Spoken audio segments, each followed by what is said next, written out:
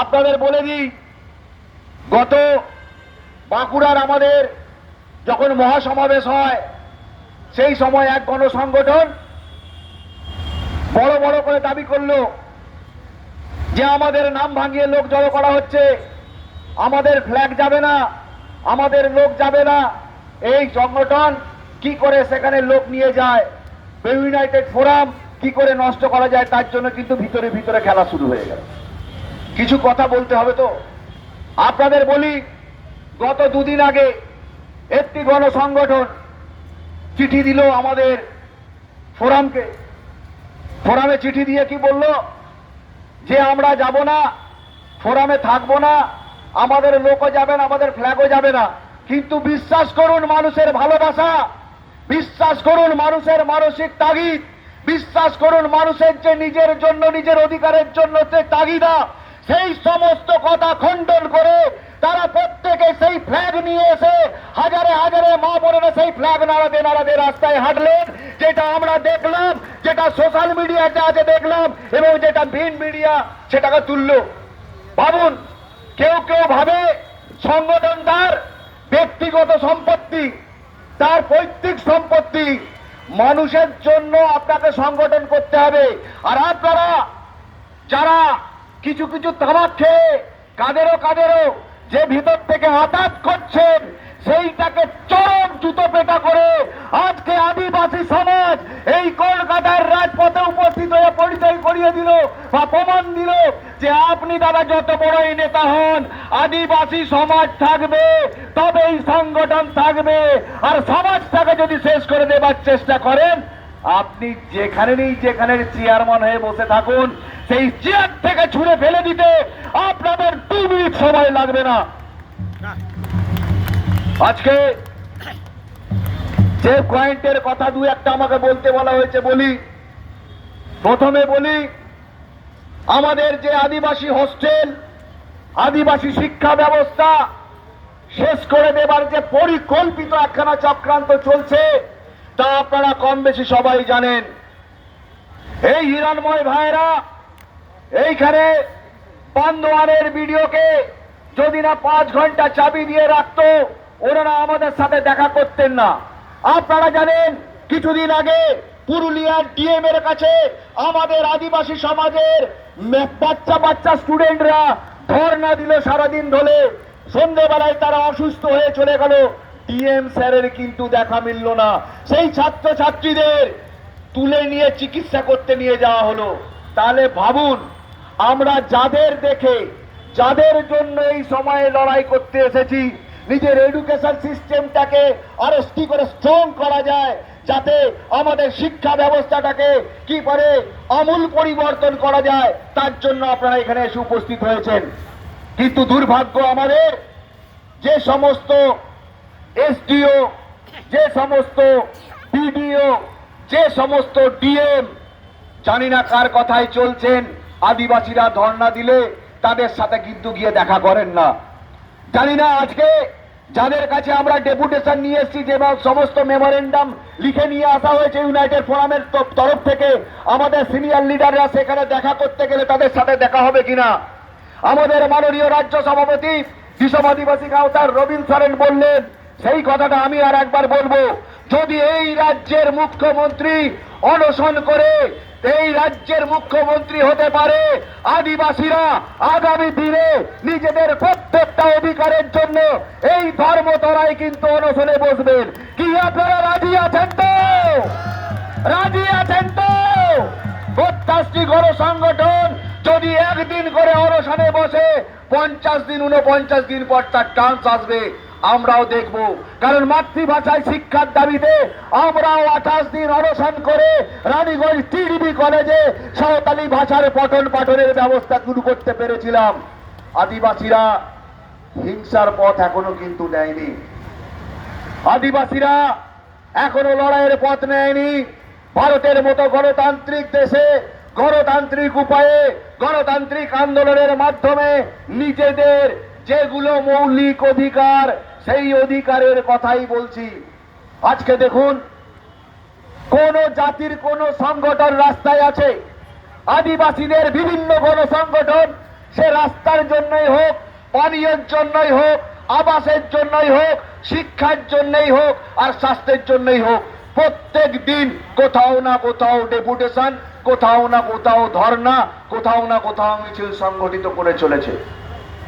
আপনারা ভাবুন তো, আজকে রাজেশ্বর দা এসেছেন, সেই পুরুলিয়ার প্রকৃতি বাঁচাও, আদিবাসী বাঁচাও, এই গত কয়েকদিন আগে পুরুলিয়ায় ওনারা এক ডেপুটেশন জমা দিতে গেলেন, ডিএম সাহেব দেখা করলেন না।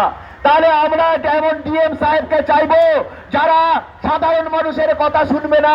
আপনাদের মুখ থেকে একবার শুনতে চাই, যে সরকারি অফিসাররা মানুষের জন্য কাজ করবে না, সেই সরকারি অফিসার চাই না না জোরে বলুন চাই না না। তাহলে আদিবাসী মানুষের স্বার্থে যে অফিসার কাজ করবে না, এই আমাদের পার্সেলদার কথায় বলি, সেই অফিসার আদিবাসী দরদি কেন নয়, আদিবাসীদের জন্য উপযুক্ত নয়। এই কথা এক ডিএম কিন্তু আমাদের মেলাতেও বলেছেন, আমি তো আদিবাসীদের জন্য উপযুক্ত নয়। শুধু একটা কাগজে সই করানোর জন্য মাসের পর মাস, সপ্তাহের পর সপ্তাহ ঘোরায়।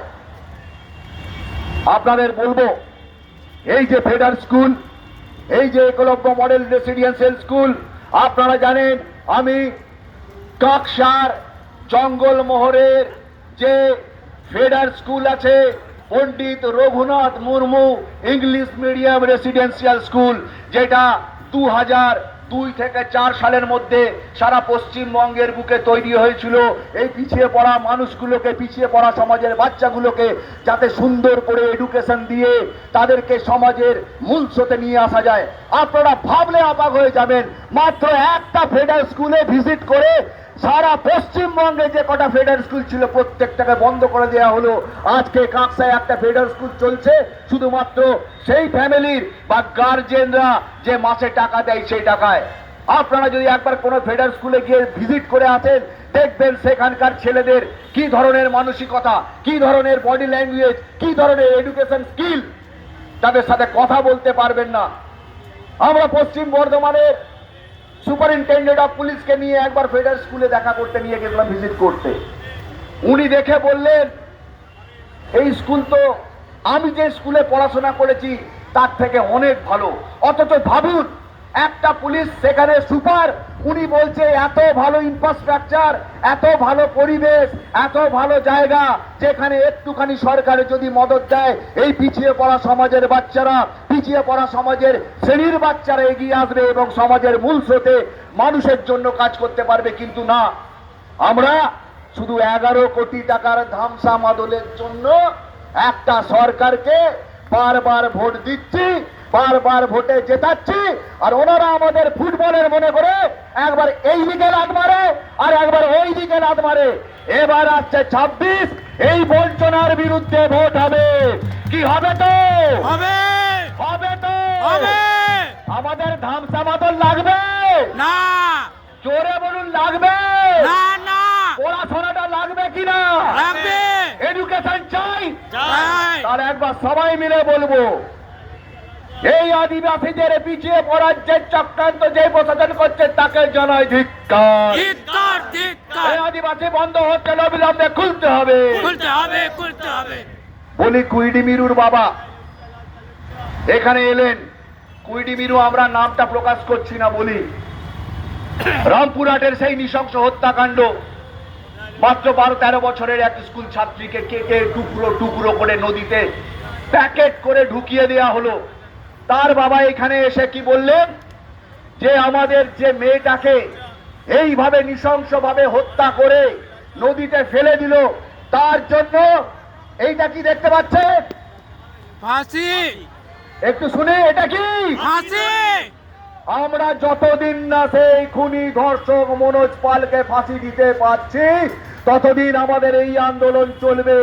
আমরা জানি তলে তলে অনেক চক্রান্ত চলছে, যাকে মনোজ পাল তার চরমতম সাজা না পায়। কিন্তু দিশম আদিবাসী গাওতা, ইউনাইটেড ফোরাম প্রত্যেকে কিন্তু লেগে আছে, তাকে চরমতম জায়গায় আমরা ফাঁসির জায়গায় নিয়ে যাব।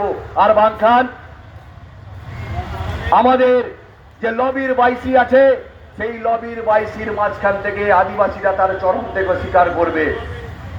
দু এক কথা বলতে বলতে অনেকটা কথা দাদারা বলছেন, অনেক সময় লাগছে, তবু বলবো, 21-এর ভোটের পর আপনারা জানেন কাকসার জঙ্গল মহলে এক আদিবাসী পাড়াকে পুরো জ্বালিয়ে দেওয়া হলো ভোটের রেজাল্টের পর। পুরো জ্বালিয়ে দেওয়া হলো, না কোনো খবর হলো না কিচ্ছু হলো।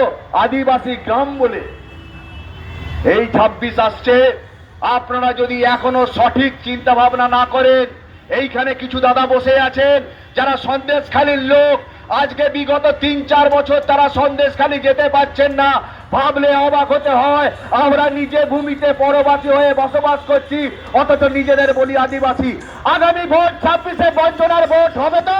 হবে আগামী বিধানসভা ভোটেই বঞ্চনার বিরুদ্ধে ভোট হবে তো? হবে আদিবাসী সমাজকে যদি না দেখা হয়, আগামী দিন আদিবাসী লোক চোখে চোখ রেখে কথা বলবে। সবাইকে হুলগুলান জোহার জানাই। অনেক বক্তা আছে, আগামী দিন আমাদের এক রেখে থাকার দিন।